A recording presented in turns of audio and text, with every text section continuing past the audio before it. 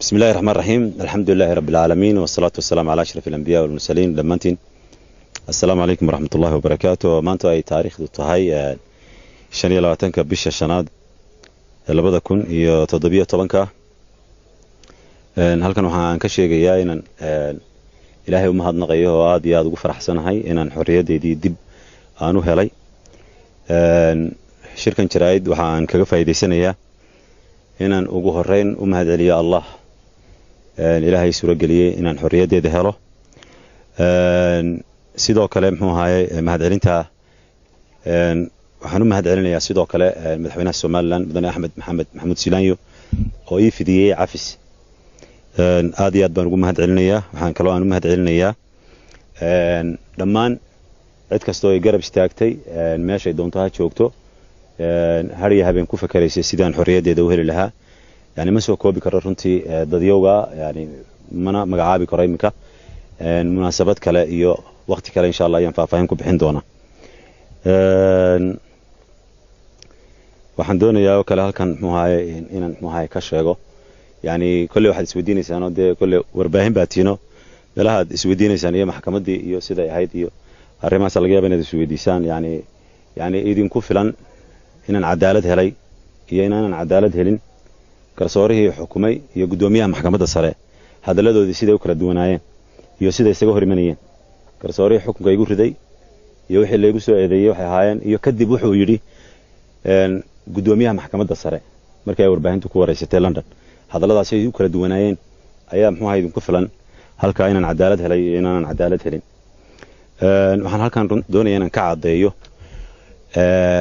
xaadithada al-ifk waxyaaba muxuu ahaay hanfara oo muxuu ahaay yani muxuu ahaay la qaada dhigay oo in badan muxuu ahaay la hadal hayay oo la yiraahdo Cabdimaalik wuxuu ka soo horjeedaa Soomaaliland. Cabdimaalik qarannimadu muxuu ahaay duulaan ku yahay.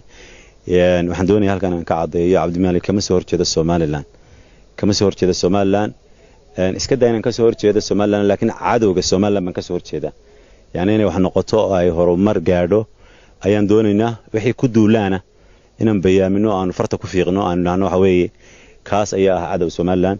marka waxaan doonaynaa inaan baabino cadowga wahmiga ee la sameeyay aan waxba kama jiraanka ah ee la yiri muxuu ahaay waxa weeye Soomaaliya ayaa isu cadowga. runtii fariintaydu waxay ahayd markastaba dadka Soomaalida ahi inay walaalayihiin waa meesha runtii keenta badanaba yani la isweydiiyay Cabdimaalik Soomaaliland ka soo horjeeda macnaheedu ma aha haddaan idhaahdo Soomaali waa walaalo inaan ka soo horjeedo Soomaaliland. markaan leeyahay Soomaali waa walaalo waxaan ka hadlayaa Soomaali meel kastoo ay degto Djibouti yani Kenya Ethiopia Somaliland Muqdisho meesha doonto ha degto Soomaali laakiin waa walaalo yani kama hadlayno arrimihii muxuu ahaa siyaasadaha. marka waxa weeye arrinka walaalaynta Soomaalida inay walaalayihiin fariinta jacaylka Ilaahayna in amrayo oo ina leeyahay inamal mu'miniina ukhwa ayaa runtii si khaldan looga faa'iideystay oo dadka la fahansiiyay oo dadka muxuu ahaa si khaldan loogu sheego leeyahay Cabdimaalik ka soo horjeeda Soomaaliland kamana soo horjeeda Soomaaliland garabkeeda ayaan ahay.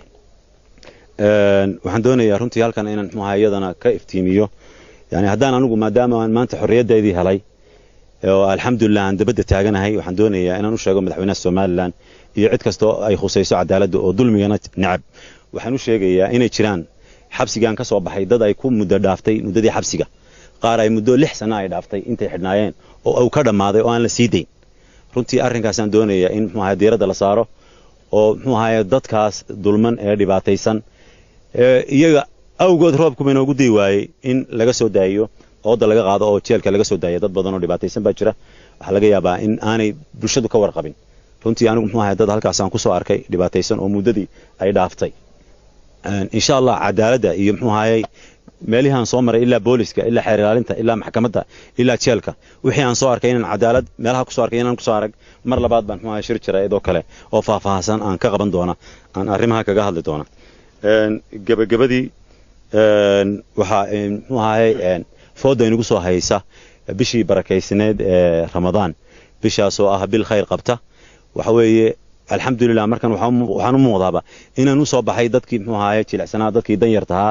marka waxaan ugu baaqayaa samafalayaasha muxsiniinta meel kasto ay joogaan inay dadka dan yartaa ee dhibaataysan inay bisha barakaysan ay muxuu ahaa soo kaalmeeyaan ololihii kaalmee kuwana waxa weeye waan sii wadaynaa mar labaad iyo mar saddexaad iyo ogolaada inaan u mahadceliyo yani si gaar ah ugu mahadceliyo madaxweynaha Soomaaliland mudane Axmed Maxamed Maxamuud Siilaanyo oo cafi sii fidiyay.